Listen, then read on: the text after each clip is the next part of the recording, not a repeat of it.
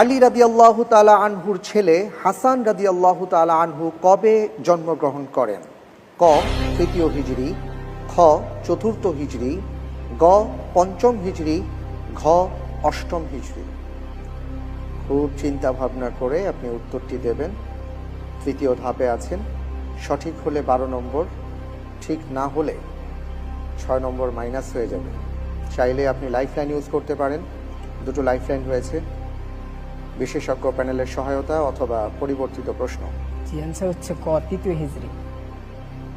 খুব আত্মবিশ্বাসের সাথে আপনি বলে ফেললেন। লক করে দেব তাহলে? জি। লক করে দেওয়া হোক ক তৃতীয় হিজরি। আব্দুল মাজিদ ভাই, কম্পিউটার স্ক্রিন বলছে আপনার উত্তরটি সঠিক হয়েছে। আলহামদুলিল্লাহ।